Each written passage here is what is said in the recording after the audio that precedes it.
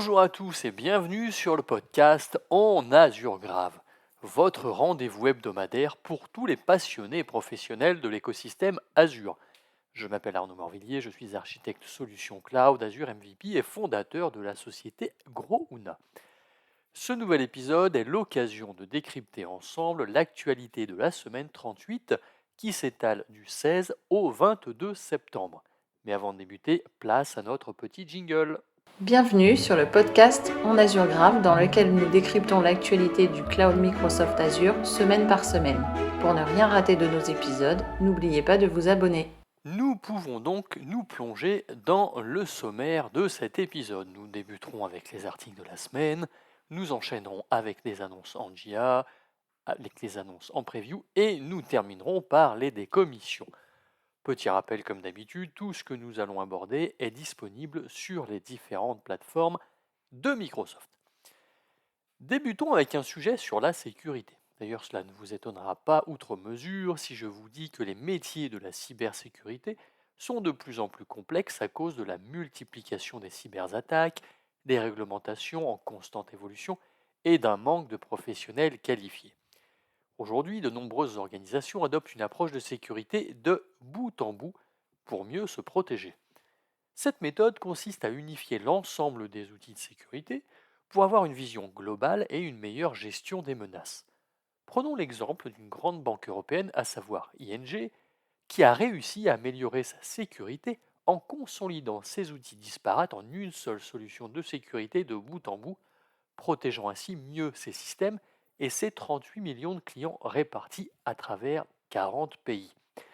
Nous en avons déjà parlé à ce micro, l'approche de sécurité Zero Trust est un élément central de cette stratégie. Elle fonctionne comme un contrôle strict, ne faisant confiance à rien ni personne par défaut, qu'il s'agisse d'un utilisateur, d'un appareil ou d'une application. C'est un peu comme verrouiller chaque pièce d'une maison et exiger un mot de passe pour y entrer, même si nous nous trouvons déjà à l'intérieur de la maison. Cela assure une sécurité renforcée à tous les niveaux.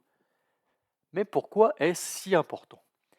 Il faut savoir que les outils de sécurité sont souvent dispersés et ne communiquent pas bien les uns avec les autres, rendant la détection des menaces difficile.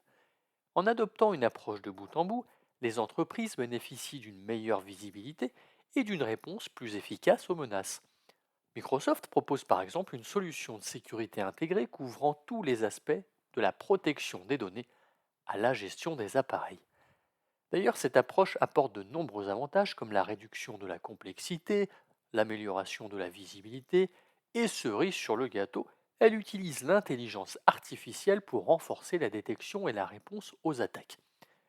Tout comme la banque ING, mais aussi d'autres grandes entreprises, ont déjà constaté des améliorations significatives en matière de prévention et de réaction aux incidents de sécurité. Si nous devions résumer cela en une phrase, l'adoption d'une approche de sécurité de bout en bout, combinée à l'IA et à des outils intégrés, offre une meilleure protection contre les cybermenaces, une gestion simplifiée et des économies de coûts. Alors pourquoi ne pas y penser ? Avez-vous déjà entendu parler du concept de cloud adaptatif d'Azure ? Ce dernier repose sur Azure Arc, une techno qui permet d'intégrer des services Azure partout, que ce soit dans un environnement on-prem, dans le cloud, dans le edge et même l'IoT. Cette approche vise à simplifier la gestion et à accélérer l'adoption de l'innovation cloud dans l'ensemble d'une infrastructure informatique qui peut être très disparate. Voici quelques exemples concrets de mise en œuvre de ce concept. Gestion centralisée et sécurité améliorée par l'IA. Azure Arc offre une vue unifiée des ressources, permettant une gestion centralisée de la sécurité et des opérations. Par exemple, imaginez une entreprise de vente au détail avec plusieurs magasins physiques. Elle peut gérer tous ses serveurs, applications et données depuis un seul et même un point de contrôle, garantissant ainsi une meilleure sécurité et une meilleure efficacité. Développement et évolution rapide des applications. Avec Azure Arc, les entreprises peuvent développer des applications cloud natives qui fonctionnent à la fois dans le cloud public et on-premise. Grâce à lui, Dick's Sporting Goods, une chaîne de magasins, peut déployer rapidement de nouvelles fonctionnalités à travers tous ses magasins, comme s'il s'agissait d'une seule entité, améliorant ainsi l'expérience client et la réactivité aux tendances du marché. Cultiver les données sur l'ensemble des opérations physiques. Azure Arc permet aux entreprises industrielles comme des usines de collecter, d'analyser, d'exploiter les données de machines et d'équipements en temps réel. Cela facilite la prise de décision basée sur des données concrètes, contribuant à l'optimisation des processus de production et à l'amélioration de la qualité des produits. Évidemment, ce ne sont que quelques exemples parmi tant d'autres, et comme vous êtes curieux, je vous en glisse quelques autres. L'interopérabilité. Azure Arc permet de connecter des infrastructures très variées, des systèmes hérités aux applications cloud natives, facilitant l'intégration dans des environnements hétérogènes. L'orchestration et la résilience. Les entreprises peuvent déployer des applications de manière centralisée et assurer un fonctionnement coordonné, ce qui est essentiel pour maintenir la continuité des opérations, même dans des environnements géographiquement dispersés. Les capacités d'intelligence artificielle à portée de main. L'utilisation de l'IA via des outils comme GitHub Copilot permet d'automatiser la gestion et l'analyse des ressources, améliorant ainsi la prise de décision et la capacité à anticiper les besoins futurs. Vous l'aurez compris, avec une approche cloud adaptative d'Azure, les entreprises peuvent répondre plus rapidement aux changements de leurs environnements tout en maximisant l'efficacité de leurs opérations, quel que soit l'endroit où elles se trouvent. Changeons de sujet. Si vous ne connaissiez pas grand-chose au cloud, je serais dans l'obligation de vous lister les différents avantages et tout ce que cela a apporté, mais je sais que vous en avez déjà plus ou moins conscience. Alors essayons de voir comment vous pourriez optimiser et sécuriser les investissements dans le cloud à long terme. Pour y parvenir, voici quelques points clés. Il faut tout d'abord améliorer la fiabilité et la sécurité. Azure Well Architected Framework est un ensemble de conseils pour créer des architectures cloud sécurisées, fiables et rentables. Par exemple, il aide à choisir les bons services pour garantir la sécurité de données tout en maîtrisant les coûts. Le Cloud Adoption Framework. Ce dernier fournit un guide pour déployer un environnement cloud adapté aux besoins spécifiques de votre entreprise. La création d'un centre d'excellence cloud peut être une excellente idée pour assurer la gestion efficace de vos ressources. En effet, si votre entreprise souhaite déployer un service e-commerce, ces frameworks peuvent aider à définir une architecture qui garantit la disponibilité du service même en période de fort trafic. Ensuite, gérer les dépenses et optimiser les coûts. La pratique FinOps. Le FinOps, dont nous avons déjà parlé à de nombreuses reprises, encourage la collaboration entre les équipes financières, techniques et opérationnelles pour suivre et optimiser les coûts du cloud. Cela vous permet de surveiller en temps réel les dépenses liées à un projet spécifique, à une application ou même à des environnements. Les outils Azure. Utilisez des outils tels que Microsoft Cost Management pour suivre et optimiser les dépenses. L'option Azure Hybrid Benefit permet par exemple d'économiser sur les licences pour les charges de travail existantes. Prenons l'exemple d'une société de développement d'applications qui pourrait économiser en utilisant Azure Reservations, ou les RI, pour les ressources nécessaires à des périodes de forte demande planifiée comme lors de lancement de produits. Évidemment, lorsqu'on parle de réservation, il y a un engagement derrière d'1 an ou de 3 ans. Donc il faut veiller à prendre en considération ceci. L'amélioration continue dans le cloud avec Azure Advisor. Advisor est un outil qui analyse les charges de travail et propose des recommandations pour améliorer les performances et la sécurité. On a également le Well Architected Review. Ce dernier fournit quant à lui des conseils personnalisés pour identifier les axes d'amélioration des déploiements existants. Si votre application rencontre des lenteurs, Azure Advisor peut recommander des modifications comme augmenter les ressources de calcul ou optimiser les configurations réseau. Et évidemment, tout cela se fait au travers d'un accompagnement et d'un support proactif, avec le Microsoft Unified Support. Microsoft propose des services d'assistance personnalisés et l'accès à des experts pour optimiser votre utilisation d'Azure. C'est idéal pour les entreprises souhaitant personnaliser leurs environnements cloud en fonction évidemment de leurs besoins et de leurs contraintes. Enfin, sachez que pour réussir votre adoption au cloud, il est important de combiner une gestion efficace des coûts avec des architectures bien conçues.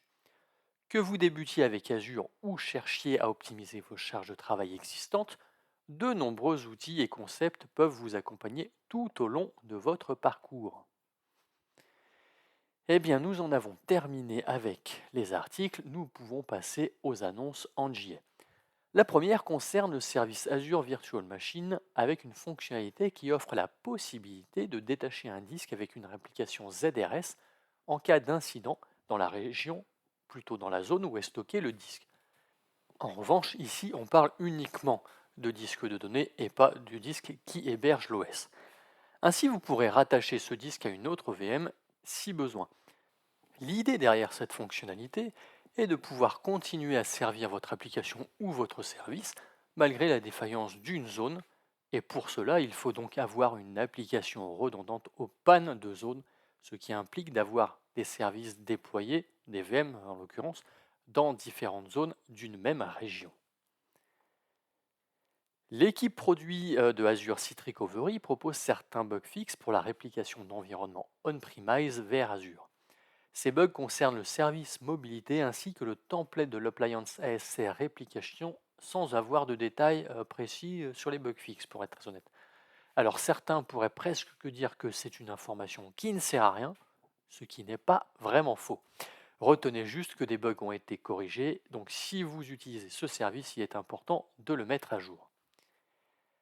Azure Databox continue son expansion en proposant notamment son stockage de 80 Tera dans les régions Azure en Chine. Ce peut être intéressant si vous avez de grandes quantités de données à y transférer. Les deux annonces suivantes concernent le service Azure ou NetApp File. La première va vous permettre de réaliser des économies puisque vous pourrez dorénavant réserver de la capacité de stockage. Ces réservations vous proposent soit un engagement d'1 an, soit un engagement de 3 ans qui peut vous permettre d'économiser jusqu'à 34% sur le prix public, ce qui n'est pas négligeable. C'est quand même idéal pour les charges de travail prévisibles avec une utilisation stable de votre capacité de stockage sur une période prolongée. Toujours sur Azure NetApp Files, la seconde annonce concerne la fonctionnalité de l'activation de l'énumération basée sur l'accès ou ABE. Cette dernière garantit que les utilisateurs ne voient que les fichiers et les dossiers dans la liste des répertoires auxquels ils ont évidemment accès. Pour faire simple, si un utilisateur ne dispose pas d'autorisation minimale de lecture pour un dossier, le client Windows masque le dossier de la vue de l'utilisateur, ce qui permet d'ajouter une couche de sécurité supplémentaire sans trop d'efforts. Alors, nous en avons terminé pour les annonces en JA. Passons maintenant à celles en preview. La première concerne le service AKS et plus spécialement la partie Advanced Container Networking Services qui offre une fonctionnalité de sécurité avancée, à savoir le filtrage FQDN. Celle-ci permet de définir des stratégies réseau granulaires basées sur des noms de domaine plutôt que sur des adresses IP. L'idée, vous l'aurez compris, étant de simplifier la gestion de vos règles de filtrage en limitant l'accès à des domaines spécifiques. Alors, on est d'accord, c'est quand même plus pratique de définir des domaines que de définir ou de saisir des adresses IP ou des ranges IP un par un. La dernière annonce en preview concerne le service Azure Monitor avec la fonctionnalité Azure Monitor Metrics Export. Cette dernière, et comme son nom le laisse à penser, permet d'exporter vos métriques vers Azure, vers des comptes de stockage, vers Azure Event Hub ou encore Azure Log Analytics Workspace pour 18 types de ressources, et tout cela grâce aux Data Collection Rules, plus communément appelés DCR. Cela vous offre une certaine flexibilité sur les métriques que vous souhaitez collecter, car vous avez en plus la possibilité de filtrer la collecte avec quelques métriques sélectionnées ou évidemment tous les métriques pour un ensemble donné de ressources, ce qui permet à la fois de contrôler le volume des données ingérées, mais aussi évidemment les coûts, parce que moins vous ingérez de données, moins le coût sera élevé. Mais évidemment, ça dépend aussi de vos use cases. Écoutez, c'est terminé pour les annonces en preview. Passons aux décommissions et installez-vous bien confortablement car il y en a plus d'une dizaine. Nous en avons terminé avec les annonces en preview. Passons maintenant aux décommissions et vous pouvez vous installer confortablement car il y en a plus d'une dizaine. Tout d'abord, au sein de Azure AI Vision, avec l'annonce du retrait de plusieurs API, comme l'Image Analysis 4.0 de Custom Image Classification, ou encore Custom Object Detection, Product Recognition et Segment en date du 10 janvier 2025. Il faudra donc envisager une migration vers Azure AI Custom Vision pour remplacer ces dernières. Toujours sur Azure AI Vision, avec le retrait du conteneur Spatial Analysis Edge au 30 mars 2025, sachant que Microsoft ne propose pas d'alternative à ce jour. Le service Microsoft Genomics que je ne connaissais pas sera aussi retiré, mais pas de date annoncée pour le moment par Microsoft. Et sachez que son remplaçant est tout trouvé puisque ce sera le service Chromewell sur Azure. Côté Azure Functions, l'équipe produit annonce la fin de support de PowerShell 7.2 à partir du 8 novembre 2024, dans un peu plus d'un mois. Vous l'aurez compris, vous êtes donc encouragé à migrer vers PowerShell 7.4. Le 15 septembre 2027, donc dans 3 ans à peu près, la fonctionnalité Automated Patching sera retirée des VM. Vous pouvez donc commencer à migrer vers Azure Update Manager si ce n'est pas déjà fait. Le service Azure SQL Edge sera quant à lui retiré le 30 septembre 2025. Plusieurs alternatives vous sont proposées comme SQL Server Express Edition, SQL Server Standard Edition ou encore SQL Managed Instance Enabled by Azure Arc selon vos cas d'usage. Toujours côté SQL avec le retrait de SQL Insight le 31 décembre 2024, service qui était toujours en preview d'ailleurs. Microsoft vous propose Data Watcher pour le monitoring ou une autre solution tierce de votre choix si vous le souhaitez. La fonctionnalité Microsoft Purview Data Sharing sera supprimée de Microsoft Purview le 26 septembre 2025. Microsoft propose à la place l'utilisation de Microsoft Fabric External Data Sharing. Un autre service qui disparaît le 30 septembre 2025, à savoir Azure Remote Rendering. Pas d'alternative proposée à ce jour. Encore un service qui tire sa révérence, à savoir Azure Managed Confidential Consortium Framework, le 22 novembre 2024. Azure Confidential Ledger est une alternative crédible à envisager pour le remplacer. Les deux dernières décommissions concernent Azure Maps. La première avec le retrait de l'API Azure Maps Data Registry en version 2023-06-01 en date du 30 septembre 2025. Aucune alternative n'est proposée pour le moment par Microsoft.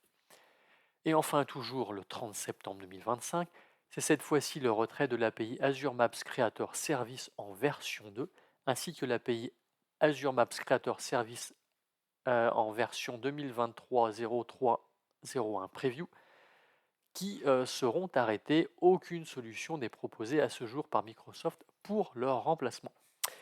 Voilà, nous arrivons au bout de cet épisode. Merci de l'avoir écouté. Pour ma part, je vous donne rendez-vous la semaine prochaine en pleine forme si possible. Allez, prenez soin de vous.